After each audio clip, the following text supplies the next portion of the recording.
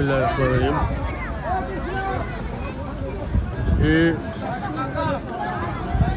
वापडा किनारे जो अब पंपिंग पे पानी आ रहा है कराची के लिए, ये पीने का पानी है। ये जो कराची को जा रहा है ये पानी लोग पी रहे हैं। ये वाटर बोर्ड का नाइली है, ये बदबख्त इदारा वाटर बोर्ड है। और यहाँ के पुलिस, यहाँ का इंतज़ामिया पता नहीं क्या कर रहा है, समझ से बाहर है।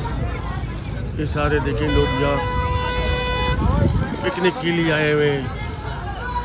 पिकनिक पॉइंट है ये पीने का पानी है।